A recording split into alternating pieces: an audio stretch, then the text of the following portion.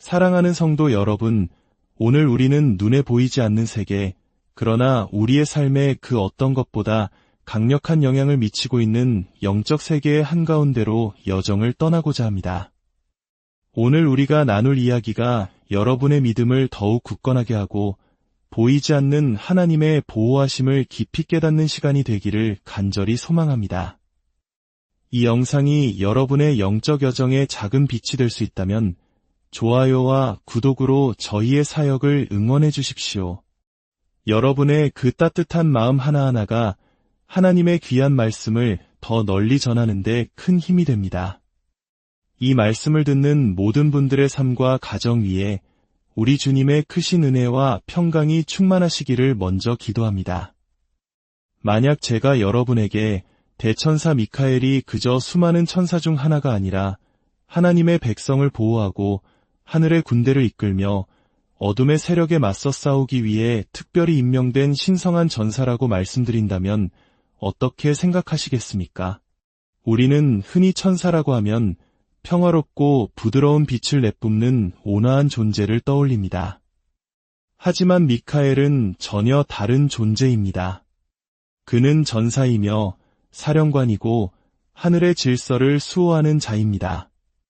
그는 사탄과 직접 맞서 싸우는 천사이며 영적 영역에서 전쟁을 수행하고 하나님의 신성한 정의를 집행하는 천사입니다. 그리고 그의 전투는 단순히 먼 옛날의 신화가 아닙니다. 바로 지금 이 순간에도 우리의 삶 속에서 일어나고 있는 현실입니다.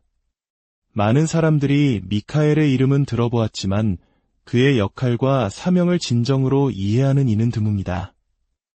왜 그는 모든 천사들 가운데서 이토록 독특한 위치를 차지하고 있을까요? 무엇이 그를 가브리엘이나 라파엘 혹은 다른 천사들과 구별되게 만드는 것일까요? 왜 하필 그가 지옥의 군대에 맞서 하늘의 군대를 이끌 책임을 맡게 된 유일한 천사일까요? 더 중요한 질문이 있습니다. 그는 오늘날에도 여전히 싸우고 있는 걸까요? 만약 천사들이 실제한다면 미카엘은 지금도 믿는 자들을 보호하고 우리와 원수 사이에 무너진 틈에 서서 하나님의 백성을 위협하는 어둠의 세력과 전쟁을 벌이고 있는 것일까요? 오늘 이 이야기는 존재하는 모든 천사 중 가장 강력한 존재, 미카엘의 능력과 사명을 이해하기 위해 우리가 반드시 알아야 할 성경의 깊은 진실입니다. 그의 전투는 신화가 아니며 그의 사명은 상징이 아닙니다. 미카엘은 실제하며 그의 싸움 또한 실제합니다.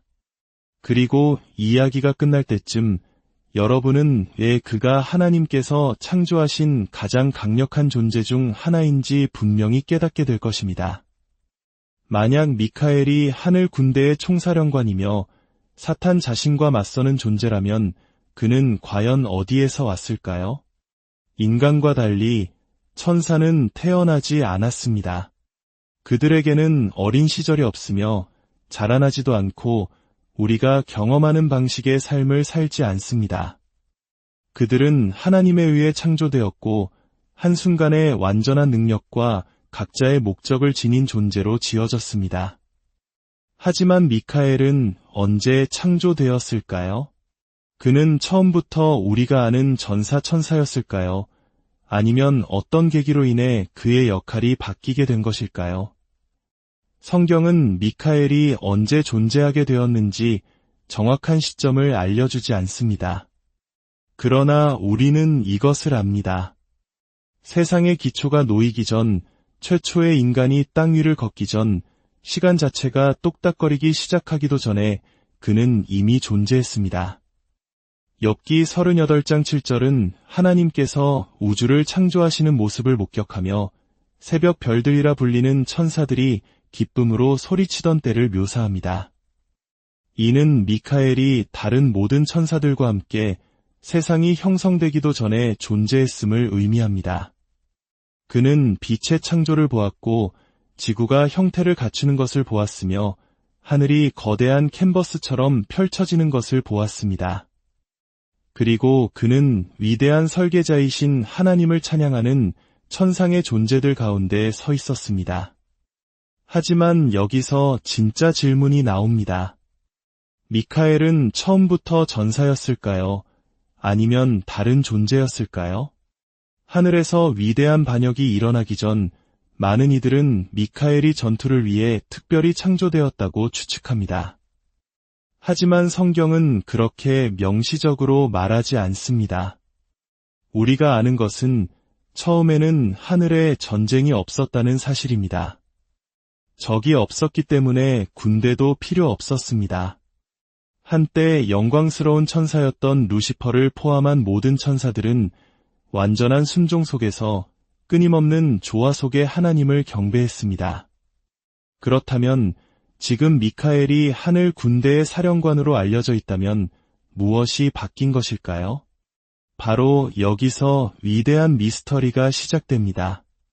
성경은 한때 영광스러웠던 천사 루시퍼가 하나님을 대적했다고 말합니다. 교만이 그를 타락시켰고 그는 스스로를 하늘의 보좌보다 높여 하나님의 자리를 차지하려 했습니다. 그리고 그 순간 전쟁이 발발했습니다. 인간의 무기로 싸우는 전쟁이 아닌 하늘의 근간을 뒤흔든 영적 반란이었습니다. 그리고 루시퍼에 맞서 일어선 자가 바로 미카엘이었습니다. 어쩌면 미카엘은 본래 전사가 아니었지만 하늘의 수호자가 필요해졌을 때 전사가 되었을 수도 있습니다. 그는 항상 하늘의 군대를 이끌 운명이었을까요? 아니면 하나님께서 당신의 보좌를 지킬 용사가 필요하셨을 때 그 역할을 맡게 된 것일까요? 성경은 미카엘이 언제 지휘권을 잡았는지 정확히 말해주지 않지만 한 가지는 분명합니다. 결정적인 순간이 왔을 때 그는 주저하지 않았습니다. 그는 손에 검을 들고 일어나 용과 맞서 싸웠습니다. 그리고 그날 이후로 그는 현존하는 가장 위대한 전사가 되었습니다.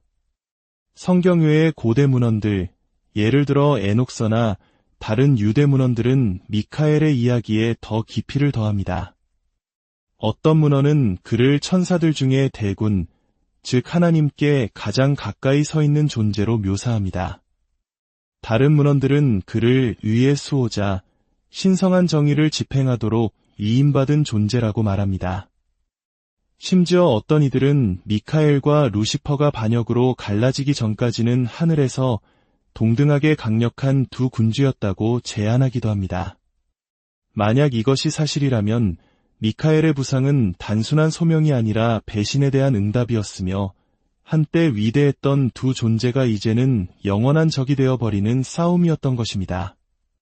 그의 역할이 어떻게 시작되었든 하나의 진실은 굳건히 서 있습니다. 미카엘은 하나님의 전사입니다.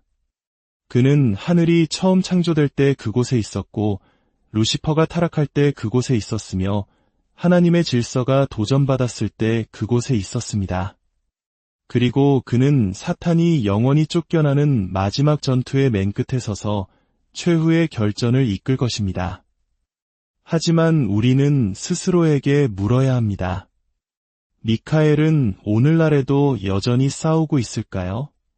만약 과거에 하늘에서 전쟁이 있었다면 지금도 전쟁이 일어나고 있을까요? 그렇다면 보이지 않는 세계에서 벌어지는 전투에서 미카엘은 어떤 역할을 하고 있을까요? 만약 우리가 루시퍼의 타락으로 전쟁이 끝났다고 생각한다면 우리는 상상했던 것보다 훨씬 더 큰 무언가를 놓치고 있는 것일지도 모릅니다. 만약 미카엘의 권능이 루시퍼의 반역과 함께 시작되었다면 그의 가장 위대한 목적은 언제나 전쟁이었습니다. 그는 가브리엘처럼 단순히 소식을 전하는 메신저가 아니며 보좌 앞에서 경배하는 평화로운 천상의 존재도 아닙니다. 미카엘은 전사입니다. 그는 하늘 군대의 사령관이며 하나님의 질서와 혼돈의 세력 사이에 서 있는 존재, 인간의 눈으로는 볼 수 없는 위대한 전투를 치르는 천사입니다. 그리고 어떤 이들은 이 전투들이 고대의 이야기에 불과하다고 생각할지 모르지만 현실은 이것입니다. 그 전투들은 오늘날에도 여전히 일어나고 있습니다. 영적 전쟁은 은유가 아니며 선과 악의 상징도 아닙니다. 그것은 실제이며 미카엘은 태초부터 그 선봉에 서 있었습니다. 이 보이지 않는 전쟁의 가장 명확한 증거 중 하나는 다니엘서 10장에서 발견됩니다. 기이하고 두려운 사건이 기록되어 있습니다. 예언자 다니엘은 하나님의 응답을 구하며 3주 동안 금식하고 기도했습니다. 그러나 그가 모르는 사이에 그의 기도는 가로막혔습니다. 응답을 전하기 위해 파견된 천사가 막혔는데 물리적인 군대나 지상의 왕 때문이 아니었습니다. 바로 페르시아 군주라고 불리는 강력한 악령의 존재 때문이었습니다. 21일 동안 이 전투는 인간의 눈에는 보이지 않는 영적 영역에서 격렬하게 벌어졌습니다. 그리고 마침내 적의 방어선을 뚫은 자는 누구였을까요? 바로 미카엘이었습니다. 미카엘은 외교관이나 협상가로 온 것이 아니라 전사로 도착했습니다. 그의 권능은 악마의 저항을 산산조각냈고 마침내 천사가 다니엘에게 메시지를 전달할 수 있게 했습니다. 그리고 여기서 소름 끼치는 사실이 있습니다. 이것은 일회성 사건이 아니었습니다. 천사는 다니엘에게 메시지를 전달한 후 다시 싸우기 위해 돌아가야 한다고 말합니다. 왜냐하면 페르시아 군주는 여전히 전쟁 중이며 곧 그리스 군주라 불리는 또 다른 적이 일어날 것이기 때문입니다. 이것은 끝난 전투가 아니었습니다. 그것은 시간을 초월하여 국가, 통치자, 그리고 역사의 흐름 자체에 영향을 미치는 계속되는 전쟁이었습니다. 그리고 그 모든 것의 중심에 하나님의 군대 사령관 미카엘이 있습니다. 하지만 그의 가장 위대한 전투는 아직 오지 않았습니다. 요한계시록 12장에서 우리는 하늘을 뒤흔드는 전쟁에 대한 무서운 환상을 봅니다. 거대한 용, 바로 사탄 자신이 나타나 타락한 천사들의 군대를 이끌고 하나님께 공개적으로 반역합니다. 그리고 그에 맞서 돌격하는 이는 누구일까요? 바로 미카엘입니다. 성경은 하나님께서 천사 군단을 보내셨다고 말하지 않습니다. 예수님 자신이 직접 내려와 싸우셨다고도 말하지 않습니다. 성경은 이렇게 말합니다. 미카엘과 그의 천사들이 용과 더불어 싸울새 용과 그의 천사들도 싸우나. 전투는 치열했지만 미카엘의 군대가 더 강했습니다. 어둠의 세력은 패배하여 하늘에서 영원히 쫓겨났습니다. 이것은 단지 과거의 사건이 아닙니다.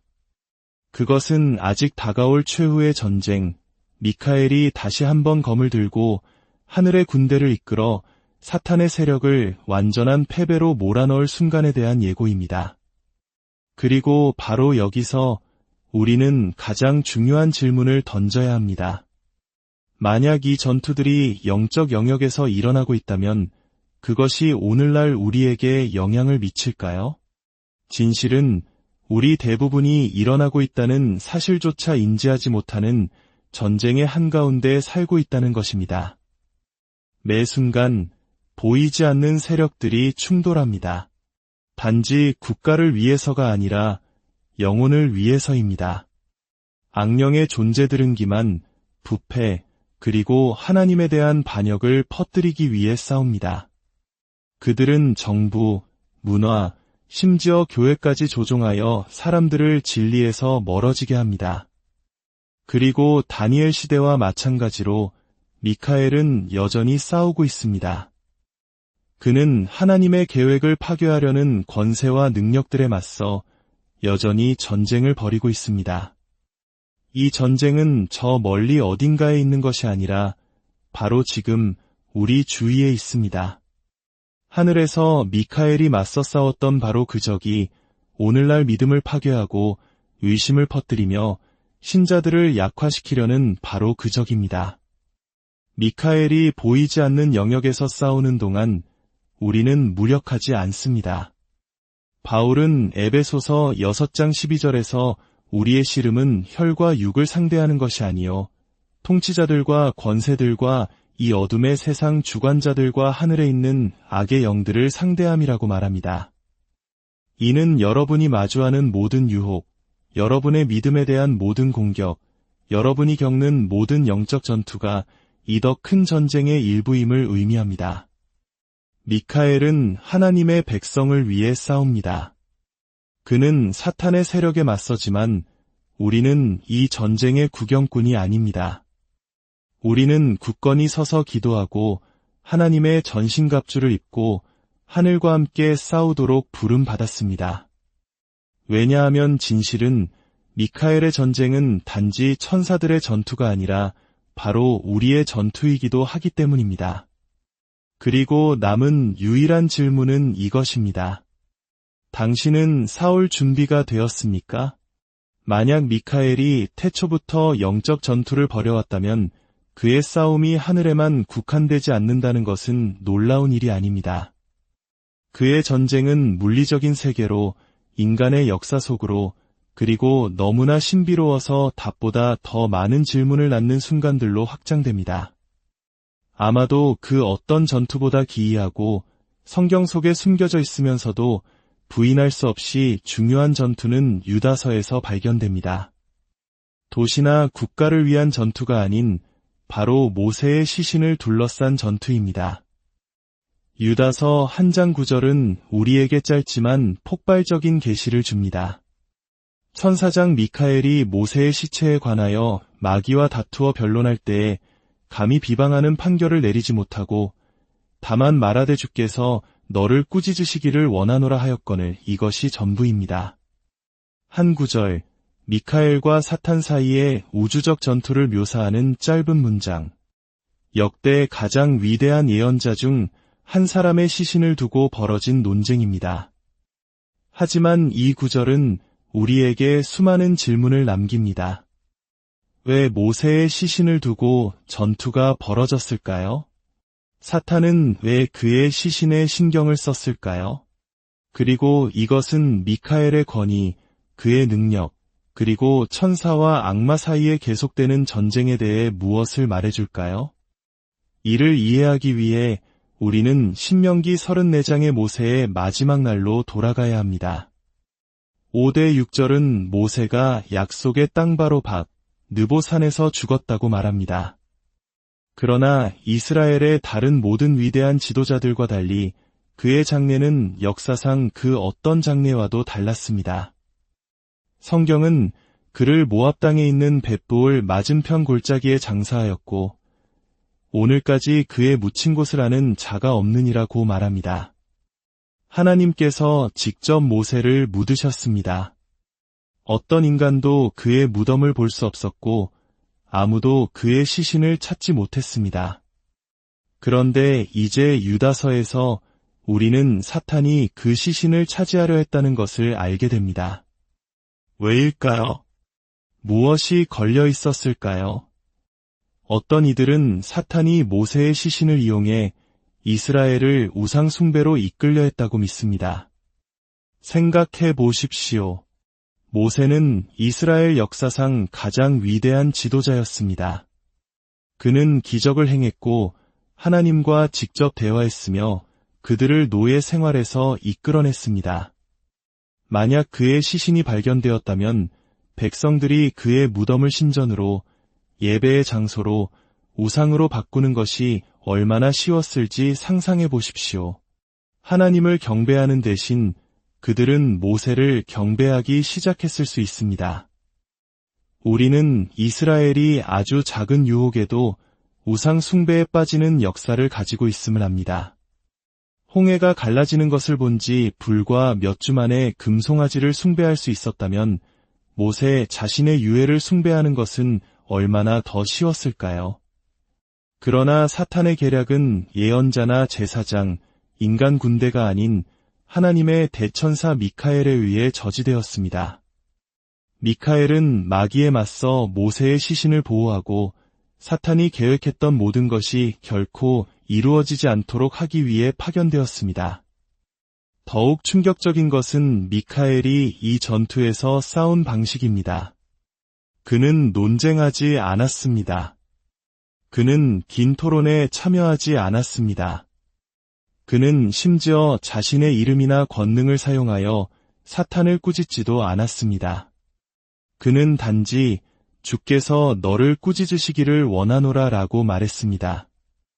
이것은 영적 전쟁에 대해 심오한 것을 알려줍니다. 가장 강력한 천사, 하늘 군대의 사령관, 사탄을 하늘에서 쫓아낸 바로 그 미카엘조차도 진정한 권능의 원천을 이해하고 있었습니다.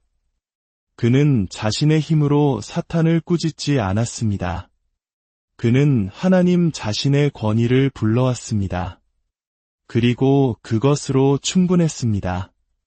왜냐하면 하나님의 권위가 선포될 때 사탄은 설 자리가 없기 때문입니다. 이 기이하고 숨겨진 전투는 오늘날 우리에게 무엇을 의미할까요? 만약 사탄이 모세의 시신을 위해 싸웠다면 그는 또 무엇을 위해 싸울까요? 성경은 분명히 말합니다. 사탄은 도둑이며 훔치고 죽이고 멸망시키려 합니다. 우리가 항상 보지는 못할지라도 모든 영혼을 위한 전투가 있습니다. 하나님께 속한 모든 신자, 모든 사람을 위한 전투가 있습니다. 모세를 위한 미카엘의 싸움은 일회성 사건이 아니라 결코 멈추지 않은 더 큰 영적 전쟁을 엿볼 수 있게 하는 창이었습니다. 죽음의 순간에 영적 투쟁을 경험했다는 고대와 현대의 이야기들이 있습니다. 어떤 이들은 천사들이 와서 자신들을 데려가는 환상을 묘사했고, 다른 이들은 어둠의 세력이 자신들의 영혼을 주장하려 했다고 말했습니다. 어쩌면 유로운 사람이 죽을 때 보이지 않는 영역에서 일어나는 더 큰 현실에 대한 것이 아니었을까요? 만약 미카엘이 하나님의 가장 위대한 예언자 중 한 사람의 시신을 보호하기 위해 보내졌다면 역사 속에서 얼마나 많은 다른 순간들이 그의 개입을 필요로 했을까요? 이 구절은 또 다른 무서운 생각을 불러일으킵니다. 사탄은 단지 국가나 운동에 맞서 싸우는 것이 아니라 개인을 위해 싸웁니다. 그가 모세를 차지하려 했다면 그는 누구에게든 주저하지 않고 달려들 것입니다. 그러나 여기에 좋은 소식이 있습니다. 미카엘이 그 틈에 서 있습니다. 모세를 위해 싸웠던 페르시아 군주와 전쟁을 벌였던 사탄을 하늘에서 쫓아냈던 바로 그 천사가 오늘날에도 여전히 싸우고 있습니다. 그는 여전히 어둠의 세력에 맞서 싸우고 하나님의 계획이 좌절되지 않도록 하며 주님께 속한 것을 보호하고 있습니다. 그리고 이것은 우리에게 강력한 진실을 상기시켜야 합니다. 우리는 홀로 싸우지 않습니다. 우리가 완전히 이해하지 못할 수도 있는 보이지 않는 전투가 벌어지고 있지만 하나님의 군대는 더 위대합니다. 모세에 대한 미카엘과 사탄의 싸움은 두려움이나 불확실성에 대한 것이 아니라 통치권에 대한 것이었습니다. 그리고 결국 하나님의 권위는 항상 승리할 것입니다. 미카엘은 단지 개인의 수호자가 아니라 국가와 운동, 그리고 그리스도의 몸 전체의 수호자입니다. 그는 한 명의 신자에게만 배정된 것이 아니라 하나님의 백성 전체를 집단적으로 돌보고 여러 세대를 파괴하려는 더 큰 어둠의 세력에 맞서 싸우도록 임명되었습니다. 수호천사가 개인을 보호할 수 있는 반면 미카엘은 더 큰 규모에서 싸우며 하나님의 백성에 대한 적의 계획이 성공하지 못하도록 합니다. 이는 미카엘이 오늘날에도 여전히 활동하고 있음을 의미합니다. 그는 단지 고대의 인물이나 과거의 전사가 아닙니다. 그는 여전히 싸우고 지켜보며 하나님의 약속이 굳건히 서도록 보장하고 있습니다. 만약 미카엘이 여전히 하나님의 백성을 지키고 있다면, 만약 그가 여전히 보이지 않는 전투를 벌이고 있다면 우리는 우리가 직면한 투쟁 속에서 혼자가 아닙니다. 영적 공격, 고난, 우리가 견뎌내는 전투들은 간과되지 않습니다. 보이지 않는 영역에서는 국가를 위한 전쟁, 영혼을 위한 전쟁, 하나님의 백성을 위한 전쟁이 벌어지고 있으며 미카엘이 그 선봉에 서 있습니다. 그래서 진짜 질문은 이것입니다. 만약 미카엘이 우리를 위해 싸우고 있다면 우리는 싸울 가치가 있는 삶을 살고 있는가? 하늘이 하나님의 백성을 위해 싸우고 있다면 우리는 승리의 편에 서 있는가? 아니면 우리 주위에서 벌어지는 전쟁을 알지 못하고 있는가? 진실은 이것입니다. 이 전투는 미카엘만이 싸워야 할 것이 아닙니다. 그것은 우리의 것이기도 합니다. 그리고 이제 그렇게 살기 시작할 때입니다. 미카엘이 전사, 수호자, 심지어 치유자와 같은 다양한 모습으로 여겨졌다면 역사 속에서 인류의 가장 절망적인 전투에서 그의 이름이 불렸던 것은 놀라운 일이 아닙니다. 수세기 동안 왕, 기사, 전사들은 미카엘을 그들의 신성한 보호자로 여겼습니다. 사탄의 군대와 싸웠던 바로 그 천사가 전쟁터에서도 자신들의 곁에 서줄 것이라 믿었습니다. 그의 형상은 갑옷에 새겨지고 방패에 그려졌으며 병사들을 전투로 이끄는 깃발에 수놓아졌습니다. 그는 단지 하늘의 천사가 아니라 전쟁터의 전사였습니다. 중세시대에는 유럽과 성지 전역에서 전투가 격렬해지면서 이러한 믿음은 더욱 큰 역할을 했습니다. 기사들과 전사들은 전투에 임하기 전에 미카엘에게 기도했습니다. 성 미카엘 기사단을 포함한 많은 군사 기사단이 그의 영광을 기리기 위해 창설되었습니다. 그는 전투의 향방을 바꿀 수 있는 신성한 장군, 정의를 위해 싸우는 자들의 보호자로 여겨졌습니다. 하지만 미카엘이 오늘날 지상의 분쟁에 여전히 개입할까요? 현대의 전쟁은 더 이상 천사의 이름으로 싸우지 않지만 여전히 신비하고 설명할 수 없는 사건들, 신성한 개입이 부인할 수 없이 보이는 순간들이 있습니다. 전투 중에 자신 옆에 서 있는 빛의 형상을 보았다고 주장하는 군인들이 있습니다. 그들을 해로부터 보호해준 존재였다고 말입니다. 총알이 목표물에 맞았어야 했지만 신비하게 빗나갔다는 이야기도 있습니다. 물론 이러한 이야기들은 증명할 수 없습니다. 하지만 그것들이 단지 전설이 아니라면 어떨까요? 다니엘 시대에 보이지 않는 영역에서 미카엘이 싸웠던 것처럼, 요한계시록에서 사탄을 내쫓았던 것처럼, 과거 시대에 하나님의 백성을 보호했던 것처럼 그가 오늘날에도 여전히 싸우고 있다면 어떨까요? 아마도 전장은 바뀌었을 것입니다. 아마도 이제 전쟁은 검과 방패가 아니라 정치, 문화, 영적 전쟁의 영역에서 벌어지고 있을 것입니다.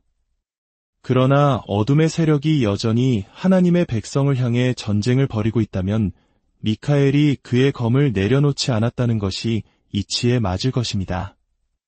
이는 전쟁의 시대에도, 혼돈에 직면했을 때에도, 우리가 싸우는 전투가 우리에게 너무 벅차 보일 때에도 하늘에는 하나님의 백성을 지킬 준비가 된 전사가 있다는 것을 의미합니다. 적이 아무리 강해 보여도, 시대가 아무리 어두워도 우리는 결코 보호자 없이 홀로 있지 않다는 것을 의미합니다. 태초부터 싸워온 바로 그 천사가 여전히 지켜보고 싸우고 있으며 지옥의 세력이 결코 최종 승리를 거두지 못하도록 보장하고 있습니다. 남은 유일한 질문은 이것입니다. 우리는 올바른 편에서 싸우고 있는가? 전쟁이 마침내 끝나고 미카엘이 마지막으로 그의 검을 휘두를 때 오직 하나의 왕국만이 서게 될 것입니다. 그리고 우리는 지금 우리가 어느 편에 속할지 결정해야 합니다. 사랑하는 성도 여러분, 오늘 우리는 대천사 미카엘의 이야기를 통해 보이지 않는 세계에서 벌어지는 영적 전쟁의 실체와 우리를 향한 하나님의 놀라운 보호하심을 잠시 엿보았습니다. 미카엘은 단순한 신화 속 인물이 아니라 지금도 우리를 위해 싸우는 하늘 군대의 용맹한 사령관입니다. 그의 싸움은 우리에게 두려움이 아닌 담대함을 줍니다. 우리의 기도가 때로 막히는 것처럼 느껴질 때 미카엘과 같은 천사들이 우리를 위해 싸우고 있음을 기억하십시오. 우리가 연약하여 넘어질 때 사탄의 괴계로부터 우리를 지키는 강력한 보호자가 있음을 신뢰하십시오. 이 세상의 전투는 치열하지만 최종 승리는 이미 우리 주 예수 그리스도께 속해 있습니다. 미카엘의 싸움은 그 승리를 지키고 완성하는 과정의 일부일 뿐입니다. 그러므로 우리는 두려워하지 말고 하나님의 전신갑주를 입고 믿음의 선한 싸움을 싸워야 합니다. 여러분의 삶이 미카엘이 지킬 가치가 있는 하나님께 영광 돌리는 삶이 되기를 축복합니다. 여러분이 걷는 모든 걸음 위에, 잠자는 모든 순간 위에 하나님의 군대가 여러분을 둘러싸고 지키고 있음을 믿으시기 바랍니다. 하늘의 모든 권세를 가지신 주님, 오늘 저희에게 미카엘 대천사를 통해 보여주신 영적 세계의 비밀에 감사드립니다. 우리 눈에 보이지 않는 치열한 영적 전쟁 속에서 주님의 강력한 군대가 우리를 위해 싸우고 있음을 믿고 평안을 얻게 하옵소서. 우리를 모든 악한 세력으로부터 보호하시고 날마다 믿음으로 승리하는 삶을 살게 하여 주시옵소서. 이 말씀을 듣는 모든 성도님들의 삶 위에 주님의 놀라운 보호와 은혜가 영원토록 함께 하시기를 우리 주 예수 그리스도의 사랑하는 성도 여러분, 오늘 우리는 눈에 보이지 않는 세계, 그러나 우리의 삶에 그 어떤 것보다 강력한 영향을 미치고 있는 영적 세계의 한가운데로 여정을 떠나고자 합니다. 오늘 우리가 나눌 이야기가 여러분의 믿음을 더욱 굳건하게 하고 보이지 않는 하나님의 보호하심을 깊이 깨닫는 시간이 되기를 간절히 소망합니다. 이 영상이 여러분의 영적 여정에 작은 빛이 될 수 있다면 좋아요와 구독으로 저희의 사역을 응원해 주십시오. 여러분의 그 따뜻한 마음 하나하나가 하나님의 귀한 말씀을 더 널리 전하는 데 큰 힘이 됩니다. 이 말씀을 듣는 모든 분들의 삶과 가정 위에 우리 주님의 크신 은혜와 평강이 충만하시기를 먼저 기도합니다. 만약 제가 여러분에게 대천사 미카엘이 그저 수많은 천사 중 하나가 아니라 하나님의 백성을 보호하고 하늘의 군대를 이끌며 어둠의 세력에 맞서 싸우기 위해 특별히 임명된 신성한 전사라고 말씀드린다면 어떻게 생각하시겠습니까? 우리는 흔히 천사라고 하면 평화롭고 부드러운 빛을 내뿜는 온화한 존재를 떠올립니다. 하지만 미카엘은 전혀 다른 존재입니다. 그는 전사이며 사령관이고 하늘의 질서를 수호하는 자입니다. 그는 사탄과 직접 맞서 싸우는 천사이며 영적 영역에서 전쟁을 수행하고 하나님의 신성한 정의를 집행하는 천사입니다. 그리고 그의 전투는 단순히 먼 옛날의 신화가 아닙니다. 바로 지금 이 순간에도 우리의 삶 속에서 일어나고 있는 현실입니다. 많은 사람들이 미카엘의 이름은 들어보았지만 그의 역할과 사명을 진정으로 이해하는 이는 드뭅니다. 왜 그는 모든 천사들 가운데서 이토록 독특한 위치를 차지하고 있을까요? 무엇이 그를 가브리엘이나 라파엘 혹은 다른 천사들과 구별되게 만드는 것일까요? 왜 하필 그가 지옥의 군대에 맞서 하늘의 군대를 이끌 책임을 맡게 된 유일한 천사일까요? 더 중요한 질문이 있습니다. 그는 오늘날에도 여전히 싸우고 있는 걸까요? 만약 천사들이 실제한다면 미카엘은 지금도 믿는 자들을 보호하고 우리와 원수 사이에 무너진 틈에 서서 하나님의 백성을 위협하는 어둠의 세력과 전쟁을 벌이고 있는 것일까요? 오늘 이 이야기는 존재하는 모든 천사 중 가장 강력한 존재, 미카엘의 능력과 사명을 이해하기 위해 우리가 반드시 알아야 할 성경의 깊은 진실입니다. 그의 전투는 신화가 아니며 그의 사명은 상징이 아닙니다. 미카엘은 실제하며 그의 싸움 또한 실제합니다. 그리고 이야기가 끝날 때쯤 여러분은 왜 그가 하나님께서 창조하신 가장 강력한 존재 중 하나인지 분명히 깨닫게 될 것입니다. 만약 미카엘이 하늘 군대의 총사령관이며 사탄 자신과 맞서는 존재라면 그는 과연 어디에서 왔을까요? 인간과 달리 천사는 태어나지 않았습니다. 그들에게는 어린 시절이 없으며 자라나지도 않고 우리가 경험하는 방식의 삶을 살지 않습니다. 그들은 하나님에 의해 창조되었고 한순간에 완전한 능력과 각자의 목적을 지닌 존재로 지어졌습니다. 하지만 미카엘은 언제 창조되었을까요? 그는 처음부터 우리가 아는 전사 천사였을까요? 아니면 어떤 계기로 인해 그의 역할이 바뀌게 된 것일까요? 성경은 미카엘이 언제 존재하게 되었는지 정확한 시점을 알려주지 않습니다. 그러나 우리는 이것을 압니다. 세상의 기초가 놓이기 전, 최초의 인간이 땅 위를 걷기 전, 시간 자체가 똑딱거리기 시작하기도 전에 그는 이미 존재했습니다. 욥기 38장 7절은 하나님께서 우주를 창조하시는 모습을 목격하며 새벽 별들이라 불리는 천사들이 기쁨으로 소리치던 때를 묘사합니다. 이는 미카엘이 다른 모든 천사들과 함께 세상이 형성되기도 전에 존재했음을 의미합니다. 그는 빛의 창조를 보았고 지구가 형태를 갖추는 것을 보았으며 하늘이 거대한 캔버스처럼 펼쳐지는 것을 보았습니다. 그리고 그는 위대한 설계자이신 하나님을 찬양하는 천상의 존재들 가운데 서 있었습니다. 하지만 여기서 진짜 질문이 나옵니다. 미카엘은 처음부터 전사였을까요? 아니면 다른 존재였을까요? 하늘에서 위대한 반역이 일어나기 전 많은 이들은 미카엘이 전투를 위해 특별히 창조되었다고 추측합니다. 하지만 성경은 그렇게 명시적으로 말하지 않습니다. 우리가 아는 것은 처음에는 하늘에 전쟁이 없었다는 사실입니다. 적이 없었기 때문에 군대도 필요 없었습니다. 한때 영광스러운 천사였던 루시퍼를 포함한 모든 천사들은 완전한 순종 속에서 끊임없는 조화 속에 하나님을 경배했습니다. 그렇다면 지금 미카엘이 하늘 군대의 사령관으로 알려져 있다면 무엇이 바뀐 것일까요? 바로 여기서 위대한 미스터리가 시작됩니다.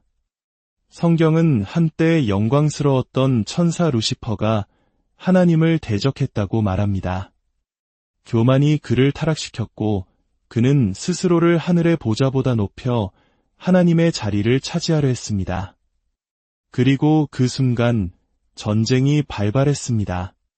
인간의 무기로 싸우는 전쟁이 아닌 하늘의 근간을 뒤흔든 영적 반란이었습니다.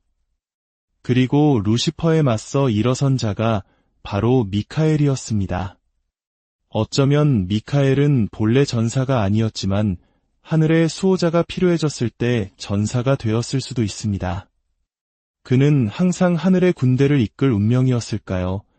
아니면 하나님께서 당신의 보좌를 지킬 용사가 필요하셨을 때 그 역할을 맡게 된 것일까요?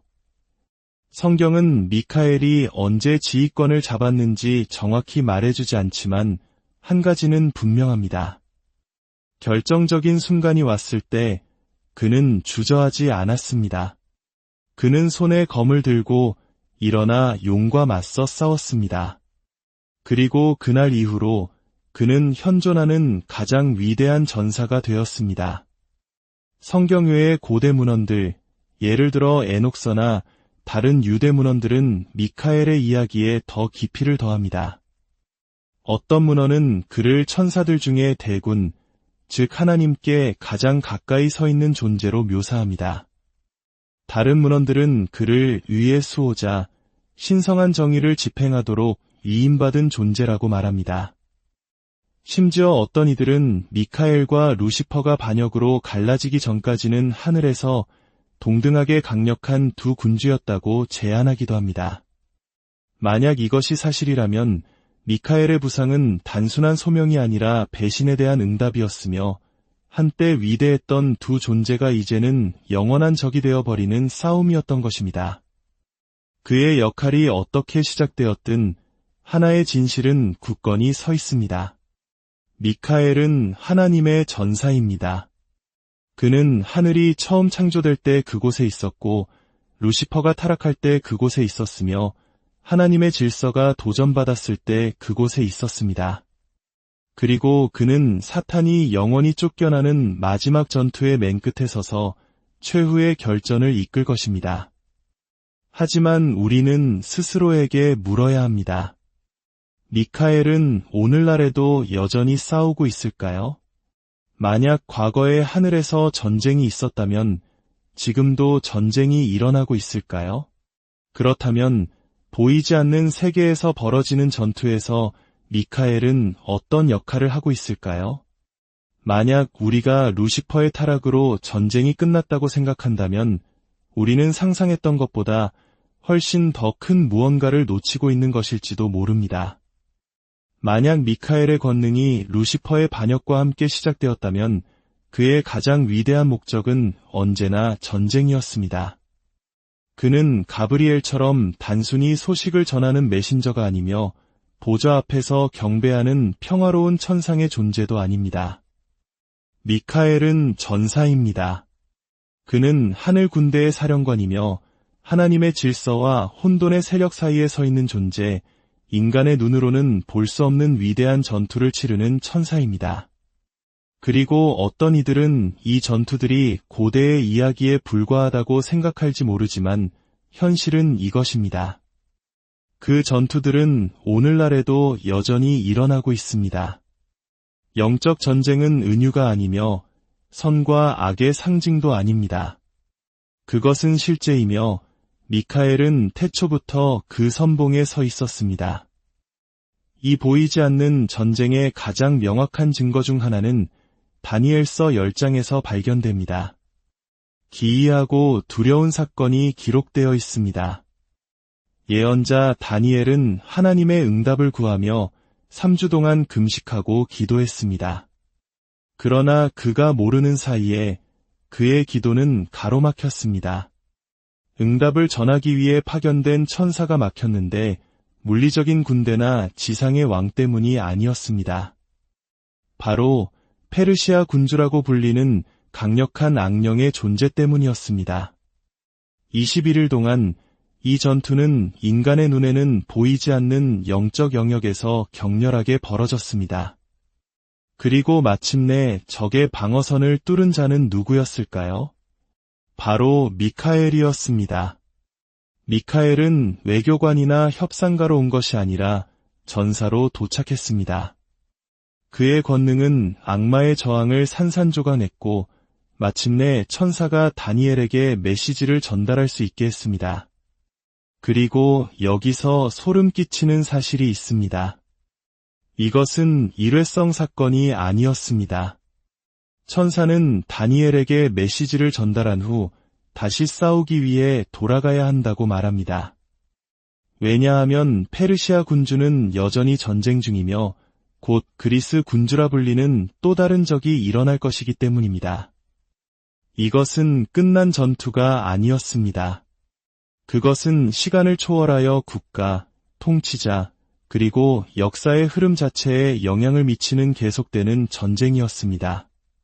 그리고 그 모든 것의 중심에 하나님의 군대 사령관 미카엘이 있습니다. 하지만 그의 가장 위대한 전투는 아직 오지 않았습니다. 요한계시록 12장에서 우리는 하늘을 뒤흔드는 전쟁에 대한 무서운 환상을 봅니다. 거대한 용, 바로 사탄 자신이 나타나 타락한 천사들의 군대를 이끌고 하나님께 공개적으로 반역합니다. 그리고 그에 맞서 돌격하는 이는 누구일까요? 바로 미카엘입니다. 성경은 하나님께서 천사 군단을 보내셨다고 말하지 않습니다. 예수님 자신이 직접 내려와 싸우셨다고도 말하지 않습니다. 성경은 이렇게 말합니다. 미카엘과 그의 천사들이 용과 더불어 싸울새 용과 그의 천사들도 싸우나. 전투는 치열했지만 미카엘의 군대가 더 강했습니다. 어둠의 세력은 패배하여 하늘에서 영원히 쫓겨났습니다. 이것은 단지 과거의 사건이 아닙니다.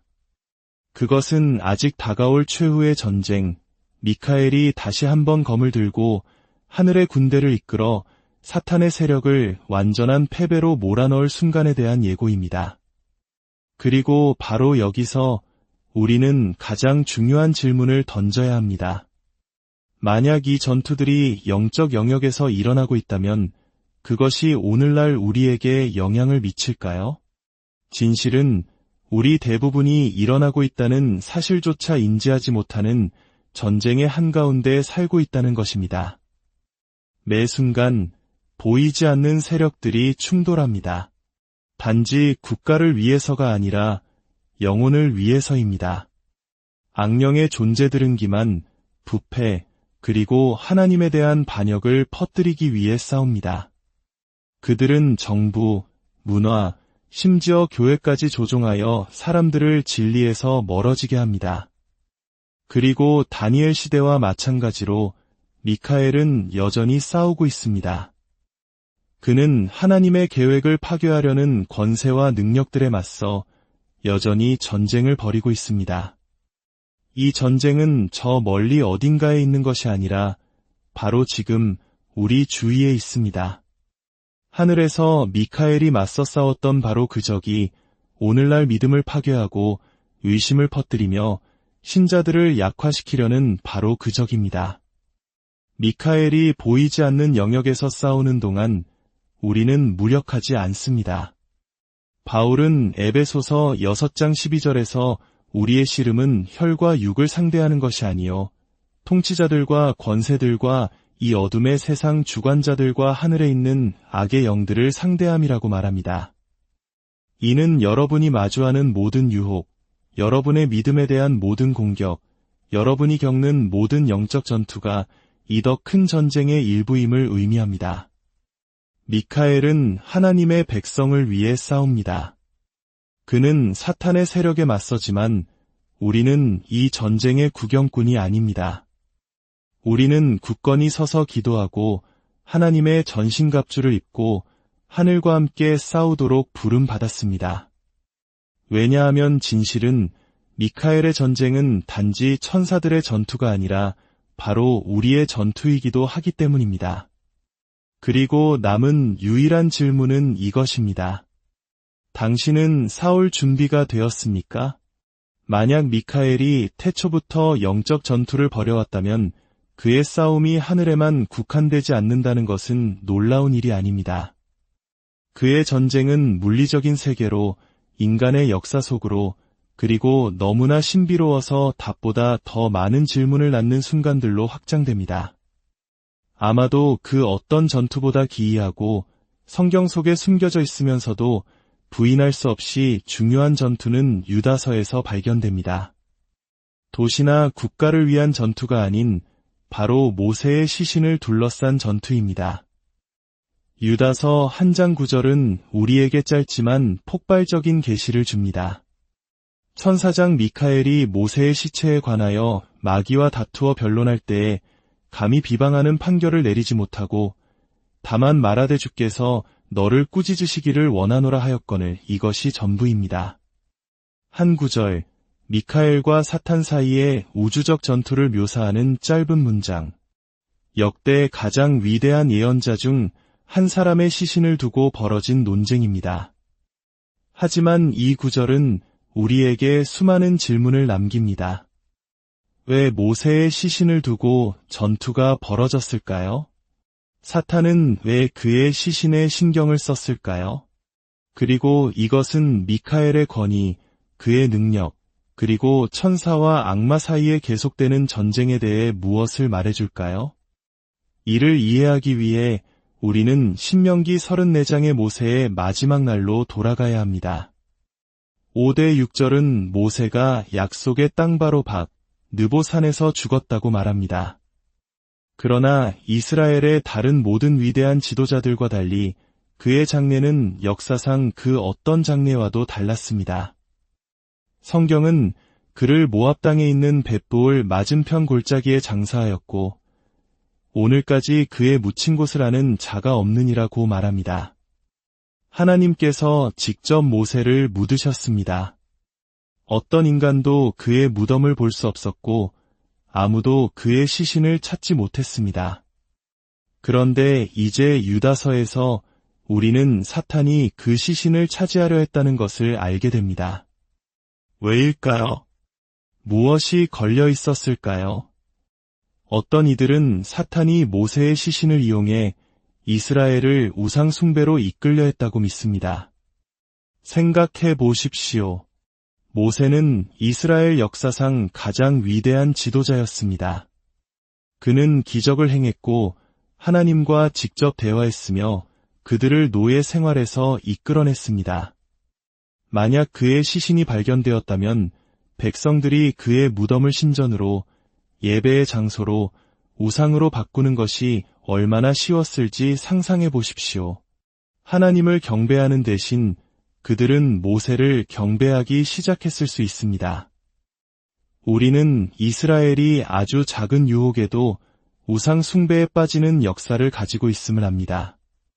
홍해가 갈라지는 것을 본 지 불과 몇 주 만에 금송아지를 숭배할 수 있었다면 모세 자신의 유해를 숭배하는 것은 얼마나 더 쉬웠을까요? 그러나 사탄의 계략은 예언자나 제사장, 인간 군대가 아닌 하나님의 대천사 미카엘에 의해 저지되었습니다. 미카엘은 마귀에 맞서 모세의 시신을 보호하고 사탄이 계획했던 모든 것이 결코 이루어지지 않도록 하기 위해 파견되었습니다. 더욱 충격적인 것은 미카엘이 이 전투에서 싸운 방식입니다. 그는 논쟁하지 않았습니다. 그는 긴 토론에 참여하지 않았습니다. 그는 심지어 자신의 이름이나 권능을 사용하여 사탄을 꾸짖지도 않았습니다. 그는 단지 주께서 너를 꾸짖으시기를 원하노라 라고 말했습니다. 이것은 영적 전쟁에 대해 심오한 것을 알려줍니다. 가장 강력한 천사, 하늘 군대의 사령관, 사탄을 하늘에서 쫓아낸 바로 그 미카엘조차도 진정한 권능의 원천을 이해하고 있었습니다. 그는 자신의 힘으로 사탄을 꾸짖지 않았습니다. 그는 하나님 자신의 권위를 불러왔습니다. 그리고 그것으로 충분했습니다. 왜냐하면 하나님의 권위가 선포될 때 사탄은 설 자리가 없기 때문입니다. 이 기이하고 숨겨진 전투는 오늘날 우리에게 무엇을 의미할까요? 만약 사탄이 모세의 시신을 위해 싸웠다면 그는 또 무엇을 위해 싸울까요? 성경은 분명히 말합니다. 사탄은 도둑이며 훔치고 죽이고 멸망시키려 합니다. 우리가 항상 보지는 못할지라도 모든 영혼을 위한 전투가 있습니다. 하나님께 속한 모든 신자, 모든 사람을 위한 전투가 있습니다. 모세를 위한 미카엘의 싸움은 일회성 사건이 아니라 결코 멈추지 않은 더 큰 영적 전쟁을 엿볼 수 있게 하는 창이었습니다. 죽음의 순간에 영적 투쟁을 경험했다는 고대와 현대의 이야기들이 있습니다. 어떤 이들은 천사들이 와서 자신들을 데려가는 환상을 묘사했고, 다른 이들은 어둠의 세력이 자신들의 영혼을 주장하려 했다고 말했습니다. 어쩌면 유로운 사람이 죽을 때 보이지 않는 영역에서 일어나는 더 큰 현실에 대한 것이 아니었을까요?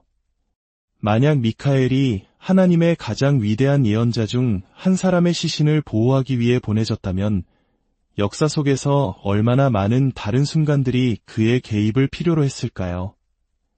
이 구절은 또 다른 무서운 생각을 불러일으킵니다.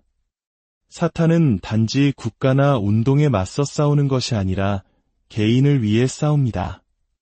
그가 모세를 차지하려 했다면 그는 누구에게든 주저하지 않고 달려들 것입니다. 그러나 여기에 좋은 소식이 있습니다. 미카엘이 그 틈에 서 있습니다. 모세를 위해 싸웠던 페르시아 군주와 전쟁을 벌였던 사탄을 하늘에서 쫓아냈던 바로 그 천사가 오늘날에도 여전히 싸우고 있습니다. 그는 여전히 어둠의 세력에 맞서 싸우고 하나님의 계획이 좌절되지 않도록 하며 주님께 속한 것을 보호하고 있습니다. 그리고 이것은 우리에게 강력한 진실을 상기시켜야 합니다. 우리는 홀로 싸우지 않습니다. 우리가 완전히 이해하지 못할 수도 있는 보이지 않는 전투가 벌어지고 있지만 하나님의 군대는 더 위대합니다. 모세에 대한 미카엘과 사탄의 싸움은 두려움이나 불확실성에 대한 것이 아니라 통치권에 대한 것이었습니다. 그리고 결국 하나님의 권위는 항상 승리할 것입니다. 미카엘은 단지 개인의 수호자가 아니라 국가와 운동, 그리고 그리스도의 몸 전체의 수호자입니다. 그는 한 명의 신자에게만 배정된 것이 아니라 하나님의 백성 전체를 집단적으로 돌보고 여러 세대를 파괴하려는 더 큰 어둠의 세력에 맞서 싸우도록 임명되었습니다. 수호천사가 개인을 보호할 수 있는 반면 미카엘은 더 큰 규모에서 싸우며 하나님의 백성에 대한 적의 계획이 성공하지 못하도록 합니다. 이는 미카엘이 오늘날에도 여전히 활동하고 있음을 의미합니다. 그는 단지 고대의 인물이나 과거의 전사가 아닙니다. 그는 여전히 싸우고 지켜보며 하나님의 약속이 굳건히 서도록 보장하고 있습니다. 만약 미카엘이 여전히 하나님의 백성을 지키고 있다면, 만약 그가 여전히 보이지 않는 전투를 벌이고 있다면 우리는 우리가 직면한 투쟁 속에서 혼자가 아닙니다. 영적 공격, 고난, 우리가 견뎌내는 전투들은 간과되지 않습니다. 보이지 않는 영역에서는 국가를 위한 전쟁, 영혼을 위한 전쟁, 하나님의 백성을 위한 전쟁이 벌어지고 있으며 미카엘이 그 선봉에 서 있습니다. 그래서 진짜 질문은 이것입니다. 만약 미카엘이 우리를 위해 싸우고 있다면 우리는 싸울 가치가 있는 삶을 살고 있는가? 하늘이 하나님의 백성을 위해 싸우고 있다면 우리는 승리의 편에 서 있는가? 아니면 우리 주위에서 벌어지는 전쟁을 알지 못하고 있는가? 진실은 이것입니다. 이 전투는 미카엘만이 싸워야 할 것이 아닙니다. 그것은 우리의 것이기도 합니다. 그리고 이제 그렇게 살기 시작할 때입니다. 미카엘이 전사, 수호자, 심지어 치유자와 같은 다양한 모습으로 여겨졌다면 역사 속에서 인류의 가장 절망적인 전투에서 그의 이름이 불렸던 것은 놀라운 일이 아닙니다. 수세기 동안 왕, 기사, 전사들은 미카엘을 그들의 신성한 보호자로 여겼습니다. 사탄의 군대와 싸웠던 바로 그 천사가 전쟁터에서도 자신들의 곁에 서줄 것이라 믿었습니다. 그의 형상은 갑옷에 새겨지고 방패에 그려졌으며 병사들을 전투로 이끄는 깃발에 수놓아졌습니다. 그는 단지 하늘의 천사가 아니라 전쟁터의 전사였습니다. 중세시대에는 유럽과 성지 전역에서 전투가 격렬해지면서 이러한 믿음은 더욱 큰 역할을 했습니다. 기사들과 전사들은 전투에 임하기 전에 미카엘에게 기도했습니다. 성 미카엘 기사단을 포함한 많은 군사 기사단이 그의 영광을 기리기 위해 창설되었습니다. 그는 전투의 향방을 바꿀 수 있는 신성한 장군, 정의를 위해 싸우는 자들의 보호자로 여겨졌습니다. 하지만 미카엘이 오늘날 지상의 분쟁에 여전히 개입할까요? 현대의 전쟁은 더 이상 천사의 이름으로 싸우지 않지만 여전히 신비하고 설명할 수 없는 사건들, 신성한 개입이 부인할 수 없이 보이는 순간들이 있습니다. 전투 중에 자신 옆에 서 있는 빛의 형상을 보았다고 주장하는 군인들이 있습니다. 그들을 해로부터 보호해준 존재였다고 말입니다. 총알이 목표물에 맞았어야 했지만 신비하게 빗나갔다는 이야기도 있습니다. 물론 이러한 이야기들은 증명할 수 없습니다. 하지만 그것들이 단지 전설이 아니라면 어떨까요? 다니엘 시대에 보이지 않는 영역에서 미카엘이 싸웠던 것처럼, 요한계시록에서 사탄을 내쫓았던 것처럼, 과거 시대에 하나님의 백성을 보호했던 것처럼 그가 오늘날에도 여전히 싸우고 있다면 어떨까요? 아마도 전장은 바뀌었을 것입니다. 아마도 이제 전쟁은 검과 방패가 아니라 정치, 문화, 영적 전쟁의 영역에서 벌어지고 있을 것입니다.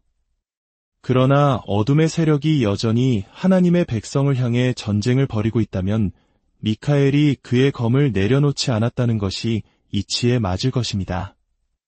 이는 전쟁의 시대에도 혼돈에 직면했을 때에도 우리가 싸우는 전투가 우리에게 너무 벅차 보일 때에도 하늘에는 하나님의 백성을 지킬 준비가 된 전사가 있다는 것을 의미합니다. 적이 아무리